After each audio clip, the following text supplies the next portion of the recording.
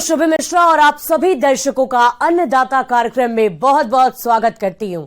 देश के हर व्यक्ति के जीवन में किसानों का अहम योगदान है, क्योंकि किसान ही हमारे लिए अन्न को उपजाते हैं और देश के हर व्यक्ति को खाना प्रदान करते हैं और इसीलिए उन्हें अन्नदाता भी कहा जाता है। और ऐसे ही किसानों को खेती बाड़ी की नई तकनीकी जानकारी देने की कोशिश हम करते हैं। तो चलिए कार्यक्रम की शुरुआत करने से पहले देखते हैं क्या है आज के अन्नदाता में खास। अमरूद की बागवानी करके कमाए अधिक आमदनी।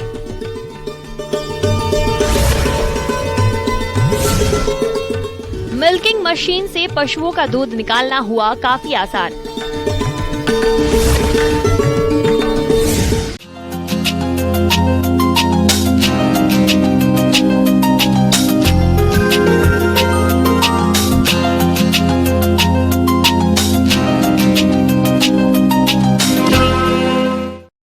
अमरूद काफी लोकप्रिय फल है और इसके नए बाग लगाने का सही समय चल रहा है।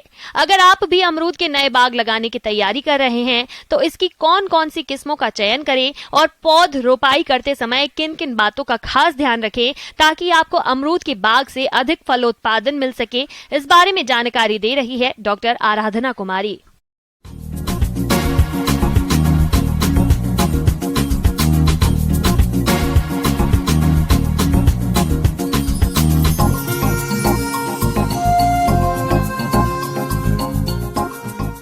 तो जैसा कि आप जानते हैं कि अमरूद आजकल बहुत ज़्यादा पसंद किया जा रहा है और इसमें न्यूट्रिएंट पोषक तत्व होते हैं, वो भी बहुत ज़्यादा होता है और पानी की मात्रा भी बहुत ज़्यादा होती है, कब्ज इत्यादि की समस्या से दूर करता है। इसमें पेक्टिन बहुत ज़्यादा पाया जाता है जिसके कारण जेली बनाने में इसका बहुत ज़्यादा प्रयोग होता है। उसके अलावा टेबल फ्रूट के रूप में बिवरेज पेय पदार्थ बनाने में भी इसका इस्तेमाल किया जाता है। इसके इतने सारे फ़ायदे हैं कि इसे गरीबों का सेब भी कहा जाता है, क्योंकि ये सस्ते दामों में मिलता है सेब की तुलना में।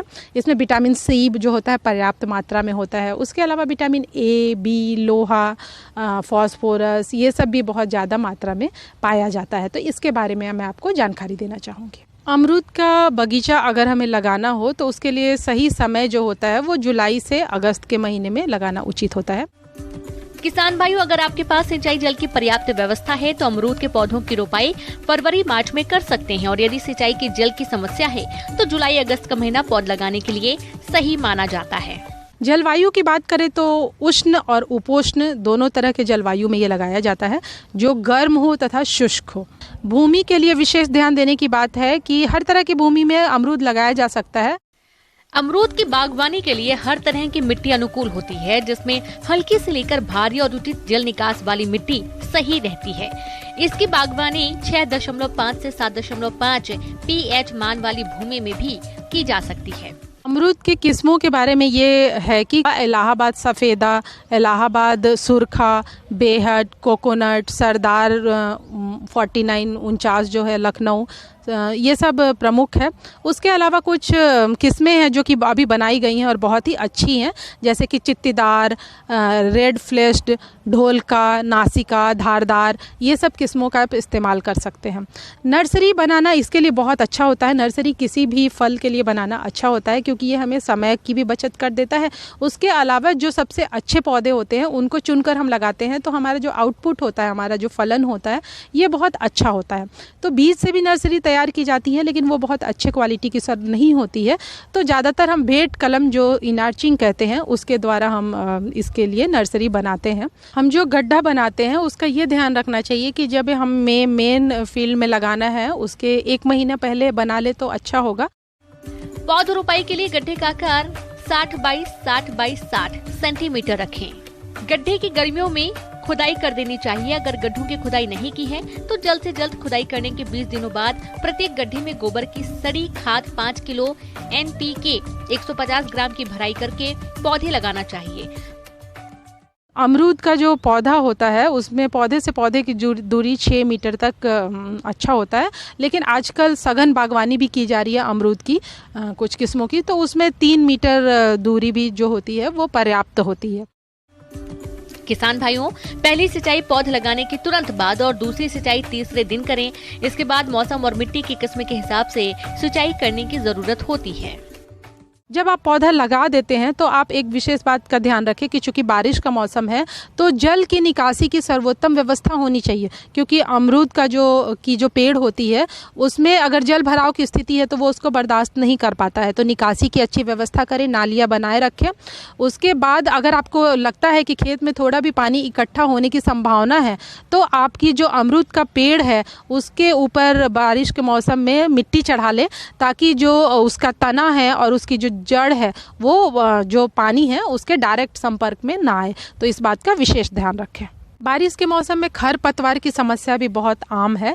तो जो आपकी थाली बनाई है आपने जो अमरूद के पेड़ के चारों तरफ, तो उसमें 10 से 15 दिन पर उन थालों की निराई गुड़ाई करते रहें, ताकि खरपतवार ना आए, क्योंकि ये खुद पोषक तत्व ले लेते हैं और जो अमरूद का पेड़ है उसको पोषक तत्व जो आप ऊपर से डालते हैं उससे उसको रोक देते हैं। तो इस बात का विशेष ध्यान रखें। उसके अलावा एक बात मैं और बताना चाहूँगी कि जो भी आपके खरपतवार जो भी आते हैं उसको आप जब हटाएं तो पेड़ के पास ना रखें, उसको पेड़ के बाहर दूर ले जाकर गड्ढों में दबा दें। वो आपको जैविक खाद भी बन जाएगा, क्योंकि कभी कभी उसमें कीट पतंगों के लार्वी भी छुपे होते हैं जो कि वो पेड़ को कीट पतंग से नुकसान हो सकता है या बीमारी के प्रोपेग्यूल हो सकते हैं। तो उसको हटाने के बाद दूर कर दें और गड्ढों में जाकर दबा दें, ये अच्छा होता है। मैं आपसे अपेक्षा करती हूँ कि आप सभी इनको इस्तेमाल करेंगे, अमल में लाएंगे, और अगर आप ऐसा करते हैं तो मुझे आशा ही नहीं पूर्ण विश्वास है कि आप अच्छा फलन पाएंगे और उसको व्यावसायिक रूप में अमरूद की खेती करेंगे। किसान भाइयों, अब लेते हैं एक छोटा सा ब्रेक।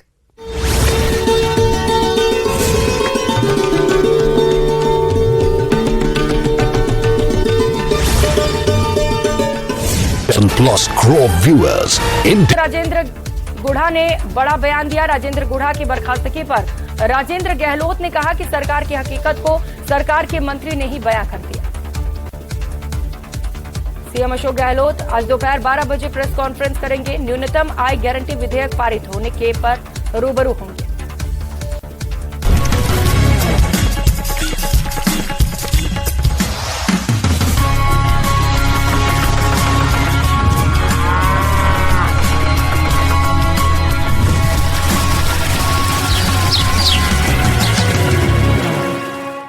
ब्रेक के बाद आप सभी दर्शकों का अन्नदाता में बहुत बहुत स्वागत है।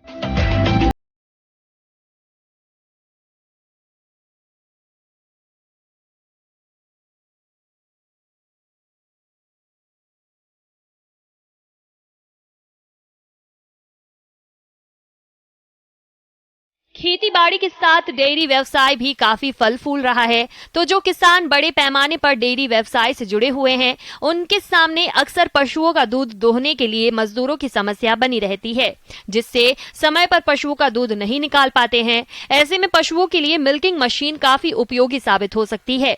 इस मिल्किंग मशीन से कम समय और कम श्रम में आसानी से पशुओं का दूध निकाला जा सकता है।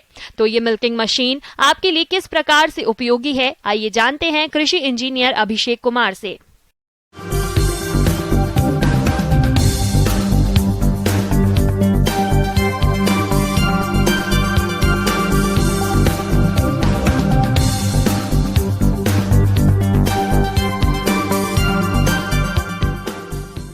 मैं आपको आज मिल्किंग मशीन के बारे में बताने वाला हूँ।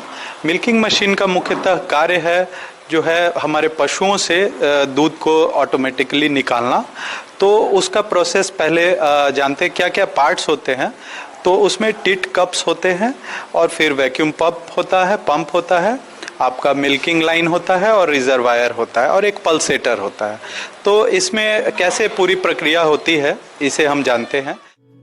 पशुपालक भाइयों, बड़े डेयरी फार्मों में हाथों से दूध निकालना काफी मुश्किल भरा काम है, क्योंकि एक तो मजदूर समय पर नहीं मिलते और यदि मिलते भी हैं तो दूध निकालने में समय और श्रम भी अधिक लगता है। तो ऐसे में मिल्किंग मशीन से दूध निकालना काफी आसान है। मिल्किंग मशीन से समय और श्रम की भी बचत होती है। तो इसमें सबसे पहले जो टिट कप्स हैं उसे हम जो है थन पर लगाएंगे। और ये लगाने से पहले सबसे पहले थनों को और टिट कप्स को अच्छे से धो देंगे ताकि इन्फेक्शन ना फैले और हमारा दूध का क्वालिटी भी बढ़िया हो। तो उसके बाद फिर लगा करके टिट कप्स को टाइटली जो है टाइट करके लगाएंगे, क्योंकि अगर वो टाइट नहीं रहेगा तो वैक्यूम लीक होगा, तो फिर मिल्किंग सही से नहीं हो पाएगा। और उसके बाद फिर जो है आप उसे लगाएंगे और एयर टाइट वे में टिट कप्स को लगाएंगे। उसके बाद फिर जो है मशीन को ऑन करेंगे।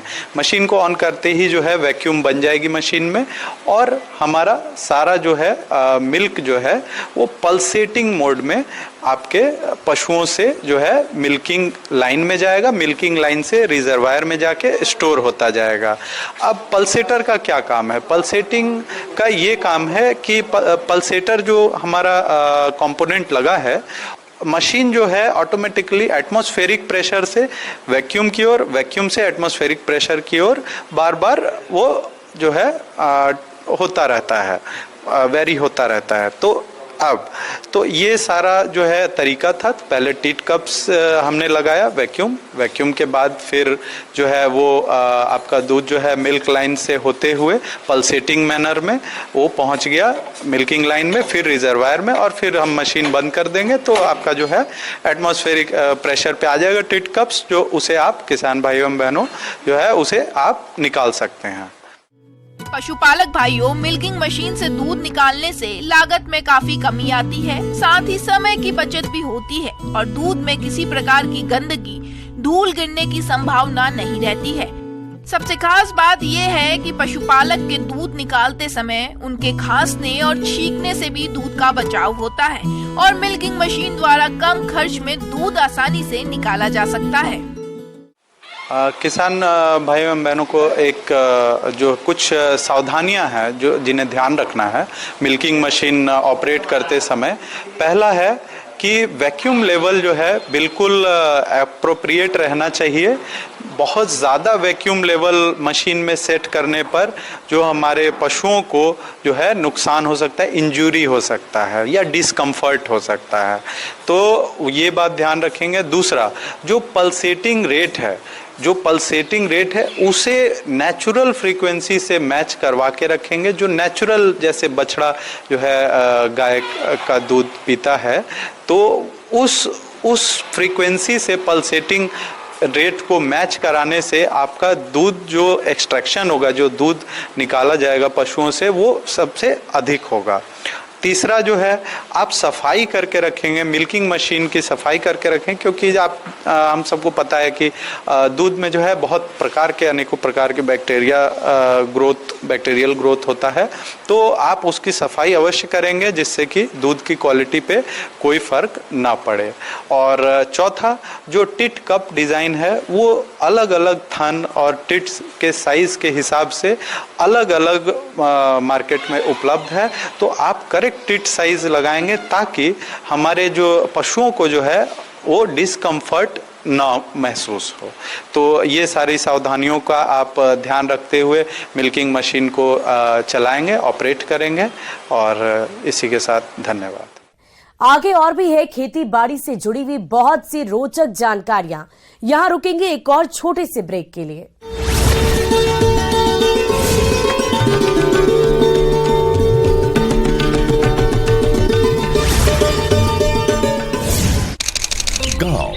संभागों में होगी बैठक, एक ही दिन एक ही साथ संभाग स्तरीय होगी बैठकों में पार्टी पदाधिकारी, जनप्रतिनिधि भी होंगे शामिल। सीकर में पुलिस और बदमाशों के बीच मुठभेड़ हो गई। पुलिस ने 3 बदमाशों को गिरफ्तार कर लिया। बदमाश लूट की वारदात को अंजाम देकर फरार हुए थे। जोधपुर में अचानक तेज बारिश हो गई।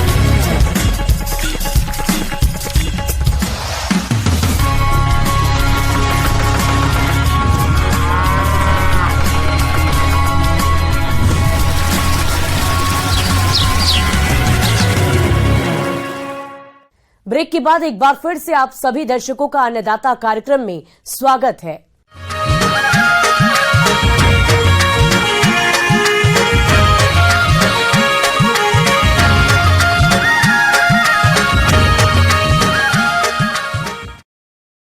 किसान किसान भाइयों, इस साल राज्य में काफी अच्छी बारिश हो रही है और इस बारिश के चलते जो किसान अरंडी की खेती करने जा रहे हैं वे किसान अरंडी की उन्नत किस्म का चयन करके बुआई करें तो उन्हें अरंडी की फसल से अधिक उपज मिलेगी और किसान अरंडी की खेती करके अच्छा मुनाफा कमा सकते हैं।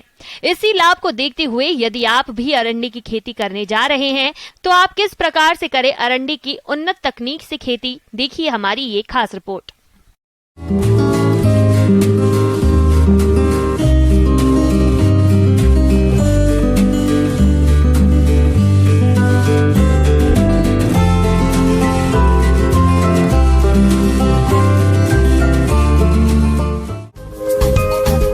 अरंडी एक औषधीय वानस्पतिक तेल वाली खरीफ की फसल है।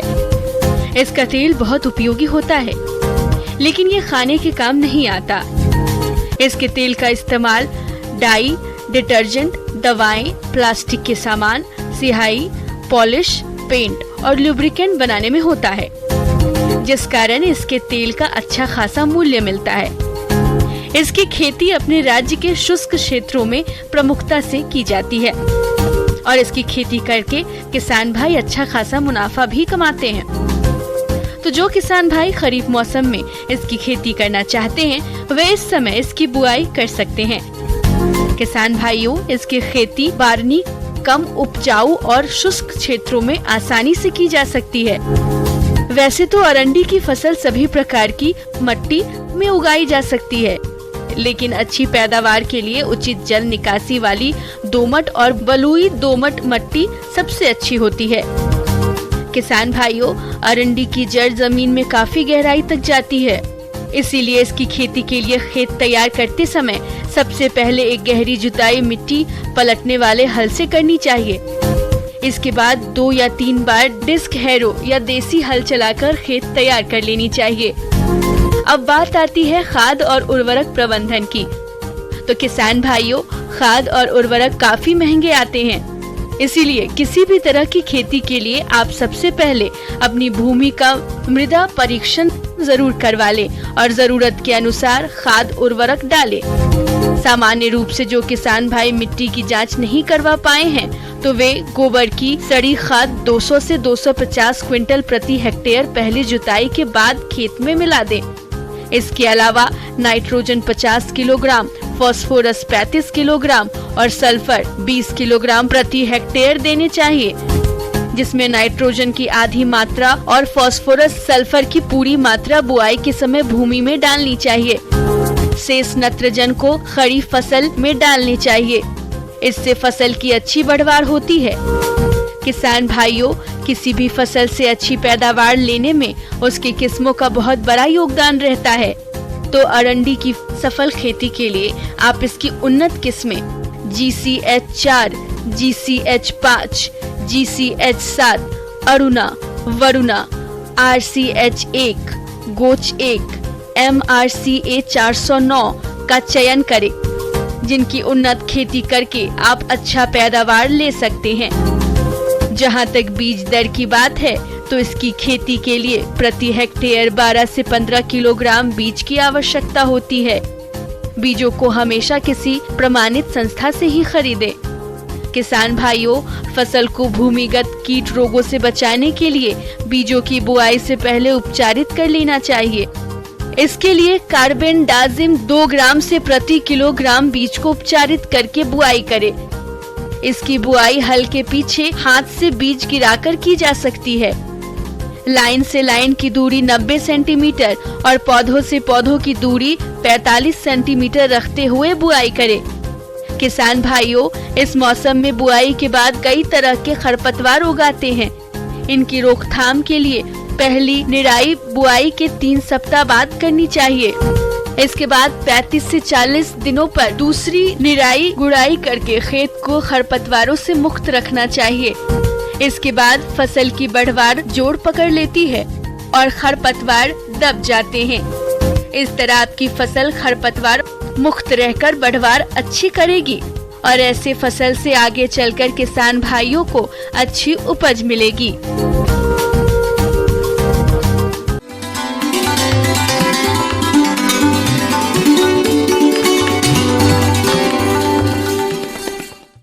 अब समय हो गया है प्रदेश के किसानों द्वारा अन्नदाता निःशुल्क फोन के माध्यम से पूछे गए समस्याओं के समाधान का। अन्नदाता निःशुल्क फोन संपर्क सेवा के माध्यम से पूछे गए प्रश्नों में से आज हमने जिस प्रश्न को कार्यक्रम में शामिल किया है उसे पूछा है ग्राम अजीतगढ़, जिला सीकर के कृषक जगदीश प्रसाद ने। ये सफेद लट कीट के समन्वित नियंत्रण के बारे में जानकारी चाहते हैं। तो जगदीश प्रसाद जी, आपकी जानकारी के लिए प्रस्तुत है कार्यक्रम का ये अंश।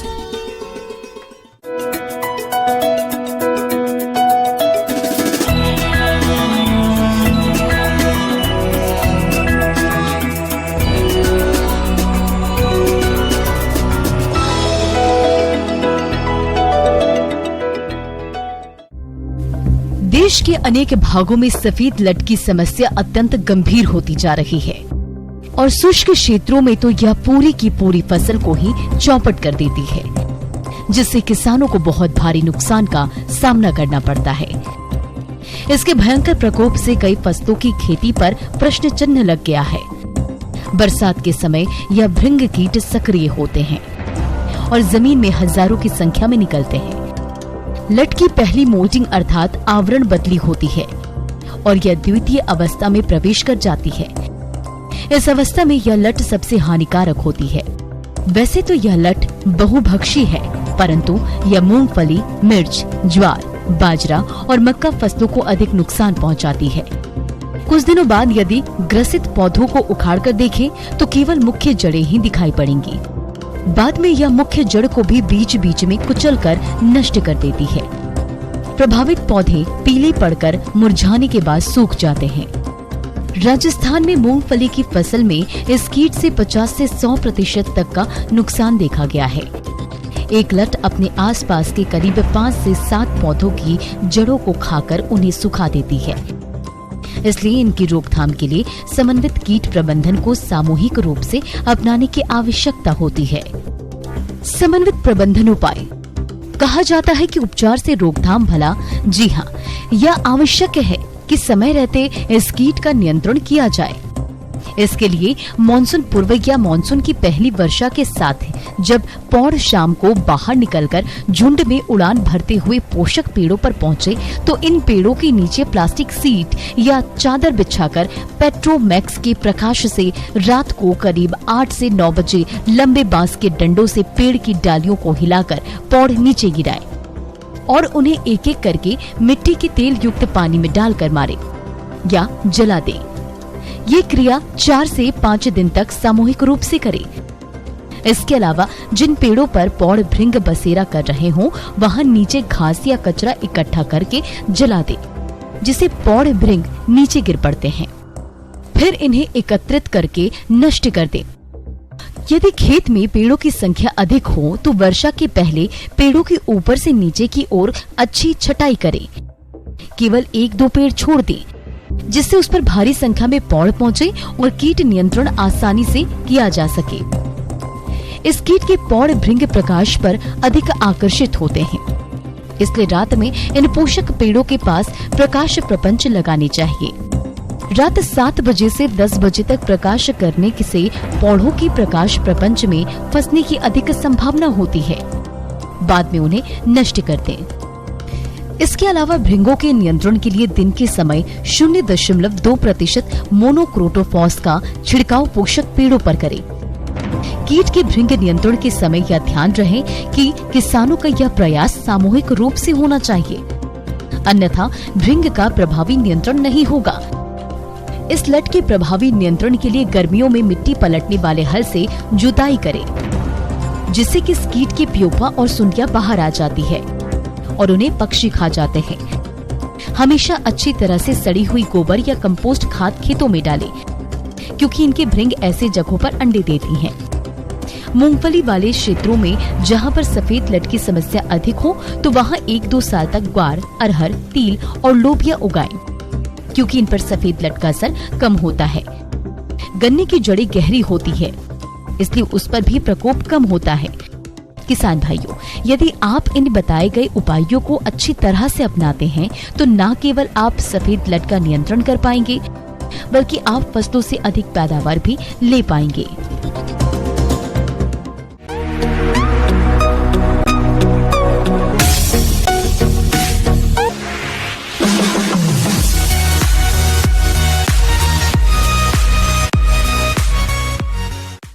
और अब देखते हैं राज्य की कुछ चुनी हुई मंडियों में क्या रहा है प्रमुख फसलों का दाम।